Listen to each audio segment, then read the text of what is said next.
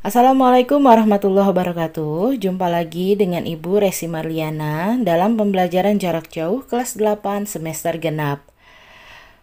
Apa kabar semuanya? Semoga selalu sehat dan harus tetap menjaga protokol kesehatan supaya kita bisa terhindar dari virus-virus yang berbahaya yang sedang menjadi pandemi pada saat ini. Dan kalian juga harus tetap semangat meskipun belajarnya masih dari rumah. Oke, apa yang akan dibahas pada video kali ini yaitu mengenai bangun ruang sisi datar. Bangun ruang sisi datar sudah pernah dipelajari di tingkat sekolah dasar. Ya, apa aja yang termasuk bangun ruang sisi datar? Ya, betul, kubus, balok, prisma, dan limas. Oke, sekarang karena sudah pernah dipelajari, kalian tinggal mengingat-ingat lagi nih apa yang sudah kalian pelajari di tingkat sekolah dasar. Pada video kali ini yang akan dibahas adalah mengenai pengertian dan unsur-unsur prisma. Oke, mari kita simak penjelasan Ibu selanjutnya.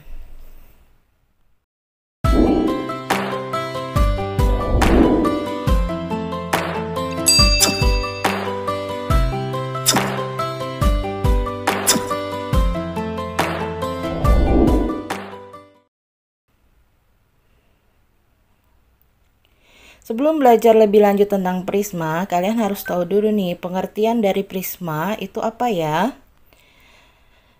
Prisma adalah bangun ruang sisi datar yang mempunyai bidang alas dan bidang atas atau tutup itu sejajar serta kongruen.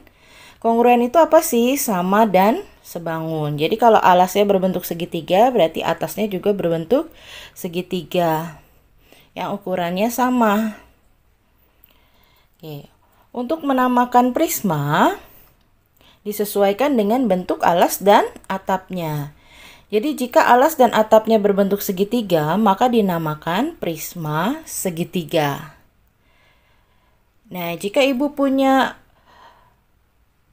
prisma yang alas dan atasnya berbentuk trapesium, berarti namanya prisma apa? Berarti namanya prisma trapesium. Prisma ini sebenarnya bukan hanya prisma tegak, tapi juga bisa prisma yang condong atau miring. Tapi untuk pembatasan yang dipelajari di SMP atau MTS itu hanya prisma tegak. Selanjutnya kita akan membahas tentang unsur-unsur prisma yang sering ditanyakan. Ya, ini Ibu punya gambar prisma nih. Ini prisma apa ya namanya? Dilihat dari alas dan atasnya. Alasnya PQR berbentuk segitiga. Tutupnya atau atasnya berbentuk segitiga juga nih, STU. Makanya namanya prisma segitiga. Yang biasa ditanyakan pertama adalah berapa banyak rusuknya? Rusuk itu yang mana ya? Oke, ini garis-garis rusuk-rusuknya. Ini pertama ada rusuk alas. Rusuk alasnya PQ ya. Terus QR sama PR. Oke, rusuk atas atau rusuk tutup ST, TU dan US. Nah, satu lagi rusuk tegak PS, KT, dan UR. Jadi jumlah rusuknya ada berapa? Ya betul, berarti ada 9.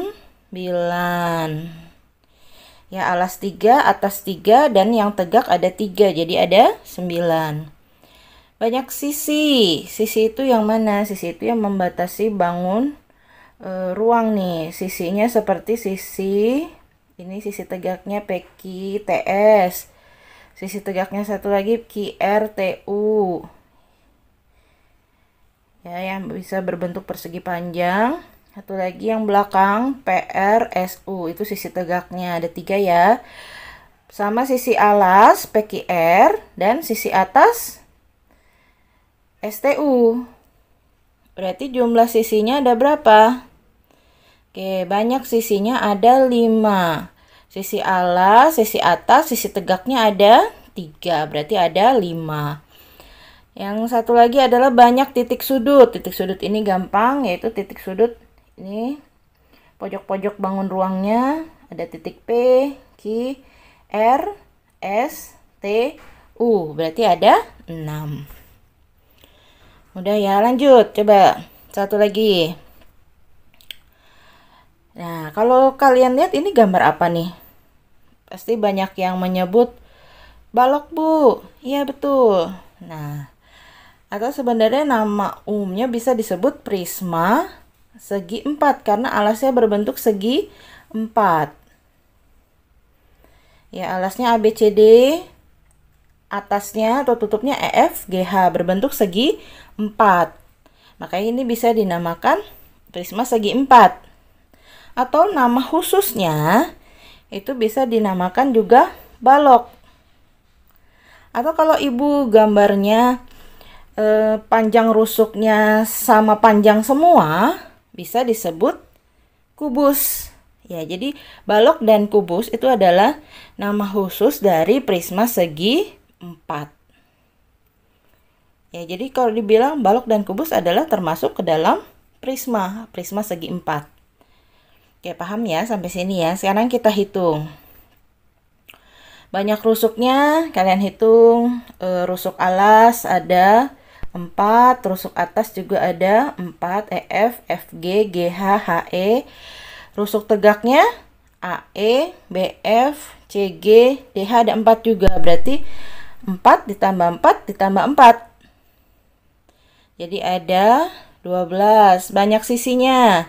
Sisi alas, sisi atas.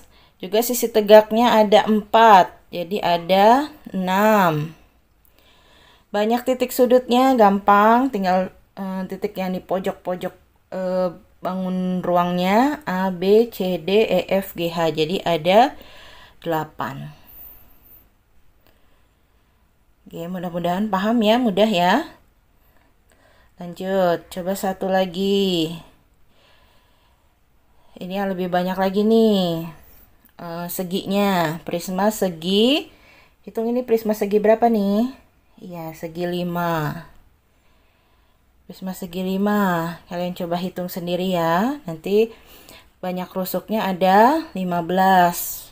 Alas 5, atas 5, dan tegak. Garis-garis tegaknya ada 5. Jadi 5 kali 3, 15.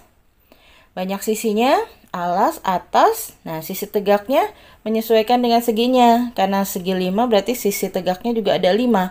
5 tambah alas tambah atas jadi ada 7. Banyak titik sudutnya? Ya, pojokannya ada 10.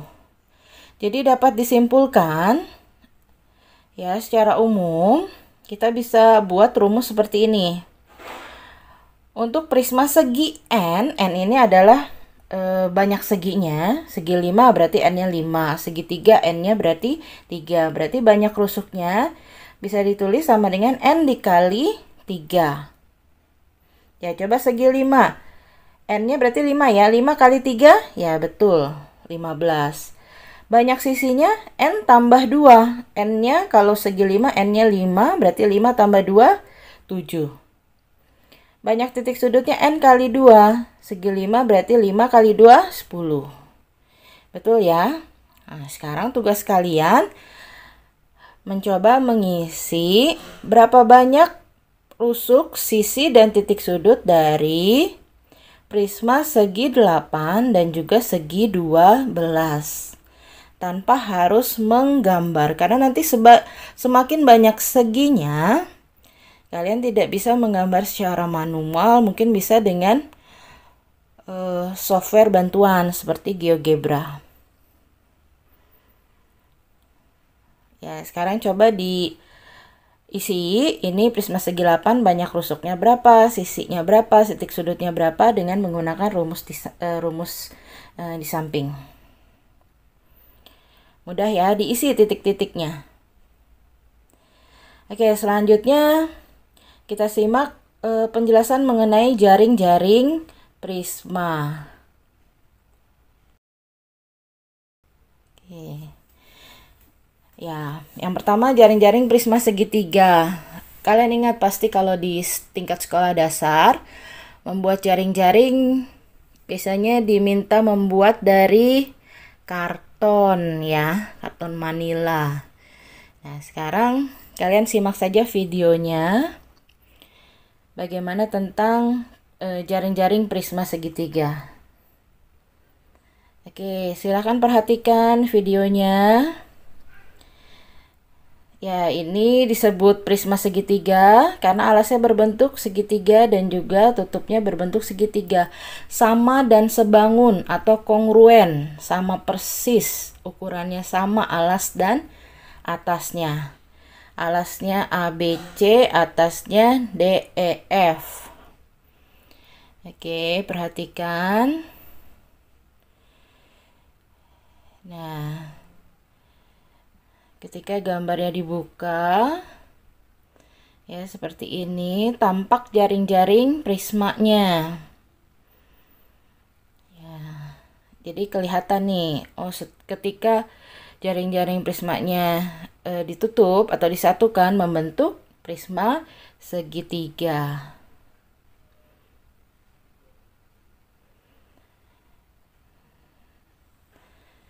Oke, Ibu membuat gambar ini ya dengan menggunakan aplikasi GeoGebra. Ya, kalian juga bisa buat ini sendiri nanti.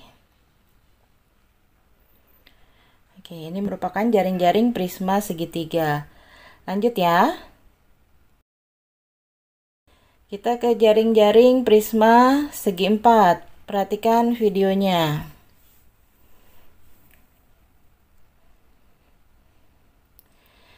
Ya, kalau misalnya gambarnya panjang rusuknya sama panjang, bisa disebut tadi nama khusus prisma segi empat apa? Ya, bisa disebut kubus. Ini sudah paling familiar di tingkat sekolah dasar juga pasti kalian sudah sering diminta membuat jaring-jaring kubus ya dengan menggunakan karton. Dan jaring-jaring kubus tidak hanya bentuknya seperti ini ya, tapi bisa bermacam-macam. Yang penting ketika disatukan akan membentuk kubus. Jika ibu gambarnya ibu perpanjang rusuknya, ya akan membentuk namanya bukan kubus lagi tapi balok. Ya, jadi sekali lagi, balok dan kubus termasuk ke dalam prisma segi empat.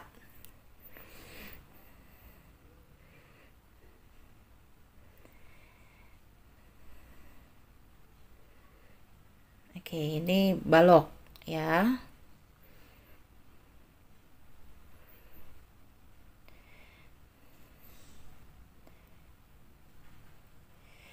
Oke, paham ya? Lanjut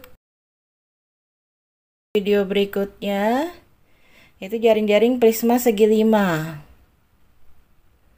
Perhatikan videonya. Ini ada prisma segi 5, alasnya ABCDE ya.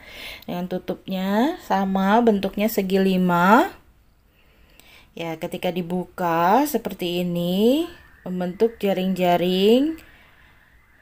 Dan ketika jaring-jaringnya disatukan kembali, akan membentuk prisma segi 5. Nah, seperti ini.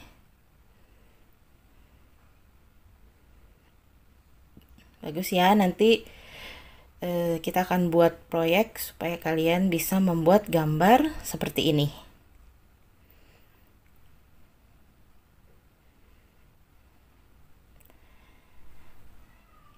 Kalian bisa buat prisma segi N yang lainnya. Ya, memang harus dengan bantuan aplikasi GeoGebra.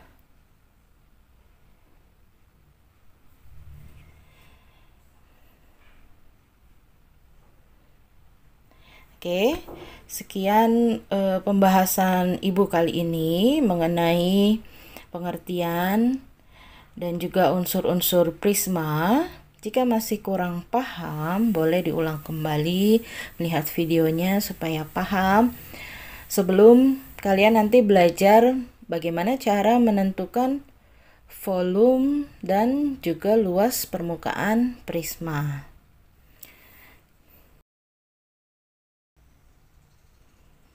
Oke, quote of the day. Berubahlah ketika kamu masih punya waktu, karena mungkin akan tiba saat dimana kamu ingin berubah, waktu tak lagi engkau punya. Jadi ini juga sebagai motivasi buat ibu, ya, harus tetap semangat dan terus semangat. Oke, sekian dulu pembahasan video kali ini. Nantikan video-video selanjutnya ya. Mohon maaf jika ada kesalahan. Semoga bermanfaat. Wabillahi taufik wal hidayah. Wassalamualaikum warahmatullahi wabarakatuh.